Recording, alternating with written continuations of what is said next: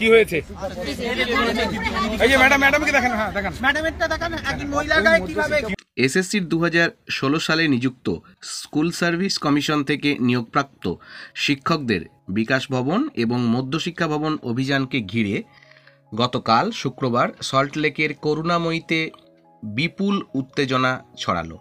এদিন করুণাময়ী বাসস্ট্যান্ডের কাছে বিভিন্ন জেলা থেকে আসা কয়েক হাজার শিক্ষক শিক্ষিকা জড়ো হয়েছিলেন। মিছিল করে স্কুল সার্ভিস কমিশনের দিকে এগোতেই পুলিশ তাদের আটকে দেয়। অভিযোগ ওঠে যে দুপক্ষের ধস্তাধস্তির পরে 7 জন শিক্ষককে আটক করে পুলিশ। পরে পুলিশ কয়েকজন প্রতিনিধিকে এসএসসি দপ্তর, বিকাশ ভবন ও মধ্যশিক্ষা পর্ষদের যাওয়ার অনুমতি প্রদান করে। আমরা দেখেছি যে 22 এপ্রিল 2016 স্কুল সার্ভিস কমিশনের 25,753 জনের পুরো প্যানেল বাতিল করে কলকাতা হাইকোর্টের স্পেশাল ডিভিশন বেঞ্চ, যার জেরে অর্থাৎ যার বিরুদ্ধে সুপ্রিম কোর্টে যায় এসএসসি। এবারে স্কুল সার্ভিস কমিশন জানায় যে তারা 5,250 জনের বেআইনি নিয়োগের কথা হাইকোর্টে হলফনামা দিয়ে আগেই জানিয়েছে। তাহলে পুরো প্যানেল বাতিল কেন হলো? সুপ্রিম কোর্ট পরে হাইকোর্টের নির্দেশে স্থগিতাদেশ দেয়। 16 জুলাই এই মামলাটির পরবর্তী শুনানি রয়েছে ভারতবর্ষের শীর্ষ আদালতে। এদিন সল্টলেকে যোগ্য শিক্ষক শিক্ষিকা 2016 অধিকার মঞ্চের তরফে বৃন্দাবন ঘোষ বলেন, আমরা এসএসসি অফিসে গিয়ে দাবি করেছি 16 জুলাই সুপ্রিম কোর্টে যোগ্য ও অযোগ্যদের মধ্যে বিভাজনের তালিকা দিতে হবে। বৃন্দাবনবাবু এও জানান, তারা বিকাশ ভবন এবং মধ্যশিক্ষা পর্ষদে গিয়ে দাবি করেছেন 2016 সালে নিযুক্ত অযোগ্য শিক্ষকেরা যাতে মুচলেখা দেন, সেই বিষয়ে স্কুল শিক্ষা দপ্তরকে নির্দেশ দিতে হবে। তার দাবি, সুপ্রিম কোর্টের অর্ডারে স্পষ্ট বলা আছে যাদের নিয়োগ অবৈধ বলে অভিযোগ কেবল তাদেরই মুচলেখা দিতে হবে, যোগ্যদের কোনো মুচলেখা দিতে হবে না। অর্থাৎ যেটা দেখা যাচ্ছে যে শিক্ষক আন্দোলনে উত্তাল সল্টলেক এবং হাইকোর্টের রায়ে এই চাকরি বিপন্ন হওয়া এই যে কয়েক হাজার শিক্ষকের জমায়েতে গতকাল উত্তাল হয়েছে সল্টলেকের করুণাময়ী মোড় এলাকা। 30 জুনের মধ্যে যোগ্য এবং অযোগ্যদের তালিকা করুক স্কুল সার্ভিস কমিশন বা এসএসসি, যাতে 16 জুলাই সুপ্রিম কোর্টের শুনানির সময় তা পেশ করা যায়। এই ছিল মূল দাবি। সকালে স্থানীয় একটি ক্রিকেট একাডেমির সামনে জমায়েত করেন আন্দোলনকারীরা। তাদের লক্ষ্য ছিল মধ্যশিক্ষা পর্ষদ এবং এসএসসির কেন্দ্রীয় কার্যালয়, তবে পুলিশ তাদের পথে আটকে দেয়। ধস্তাধস্তি বাদে আন্দোলনকারী এবং পুলিশের মধ্যে অনেকেই ব্যারিকেড এড়িয়ে রাস্তার ডিভাইডার টপকে ভবনগুলির উদ্দেশ্যে ছুটে যেতে থাকেন।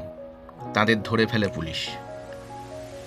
জনা কয়েককে আটক করার পর আন্দোলনকারীদেরকে গ্রেপ্তারও করে পুলিশ।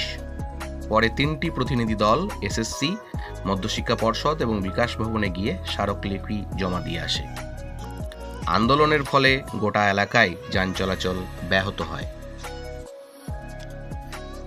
একজন আন্দোলনকারীর কথায় যে আজ 7 জুন 2024 যোগ্য শিক্ষক শিক্ষিকা অধিকার মঞ্চের তরফ থেকে এসএসসি অফিসে ডেপুটেশন দেওয়ার কর্মসূচি ছিল আমাদের। এই উপলক্ষে জমায়েত ছিল বেশ কয়েক হাজার।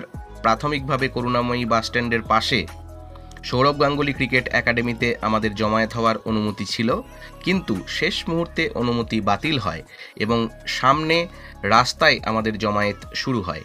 এরপর আমাদের কর্মসূচি অনুযায়ী সেখান থেকে হেঁটে এসএসসি অফিসে গিয়ে ডেপুটেশন জমা দেওয়ার কথা ছিল, কিন্তু এরপরই সমস্যা শুরু হয়।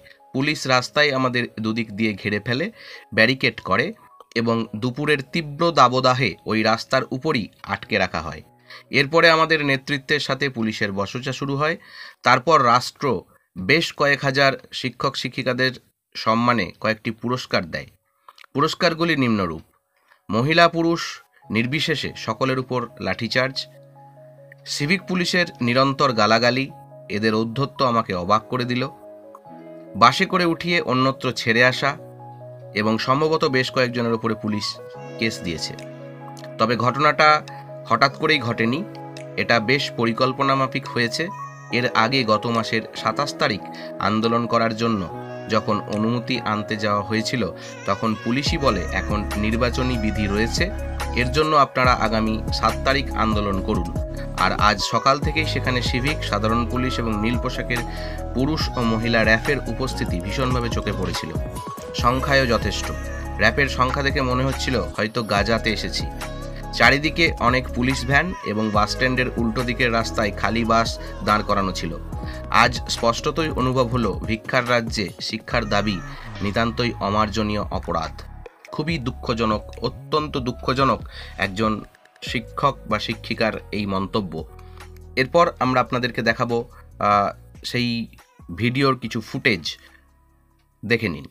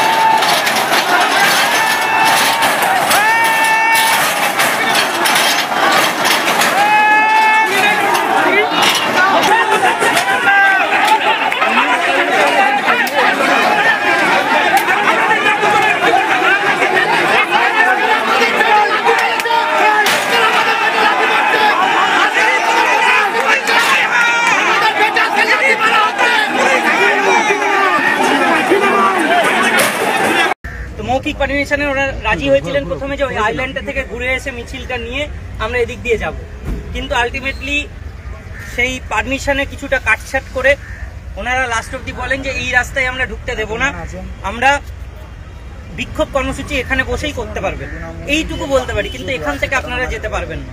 তো আলটিমেটলি প্রথমে আমরা একটু ওয়েট করি, আমরা চেষ্টা করি যে কিভাবে যাওয়া যায়, তাদেরকে কিভাবে মানানো যায়, বা আমরা কি ব্যারিকেড ভেঙে এগোবো কি এগোবো না, অনেক দোলাচলের মধ্যে থাকি। আলটিমেটলি আমরা ডিসাইড করি যে না, আমরা ব্যারিকেড ঠেলেই যাওয়ার চেষ্টা করব। তো শেষ অবধি আমাদের সেটা করতে চেষ্টা করেছিলাম, কিন্তু পুলিশের লোকবল অনেকটা বেশি থাকে, তারা লাঠিচার্জ করতে পারেন, টেনে হিচড়ে নিয়ে যেতে পারেন। তো সেটা হচ্ছে ওনারা দেখতেই পাচ্ছেন এখানে 3-4 জন আছেন যাদেরকে অ্যারেস্ট করে নিয়ে গেছিলেন। টোটাল 7 জনকে অ্যারেস্ট করেছিলেন, কোন রকম কোন বাজে কাজ ছাড়াই তাদেরকে অ্যারেস্ট করা হয়েছে। এখানে দেখুন কিভাবে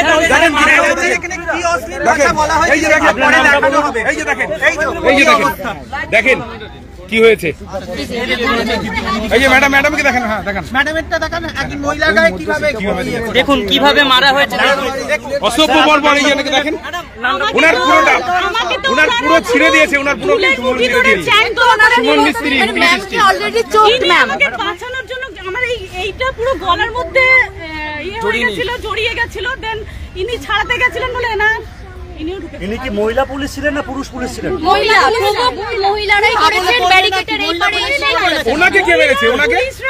ওনাকে কে মেরেছে? কিন্তু শুরুটা মহিলা পুলিশই করেছেন।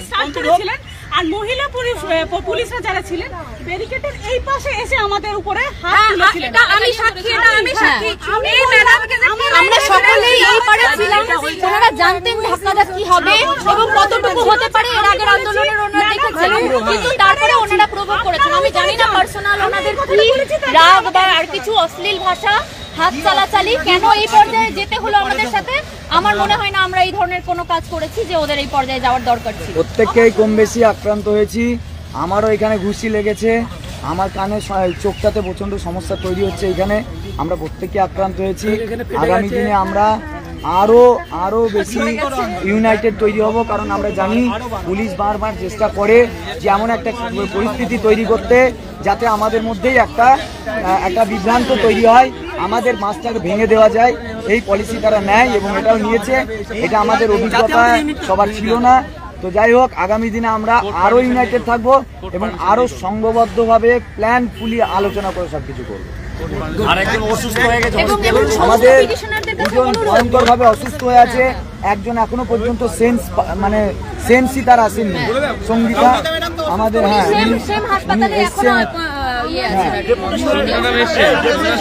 ওনাকে পাওয়া গেছে।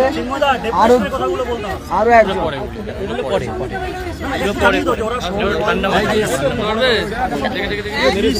ওই আলোচনাটা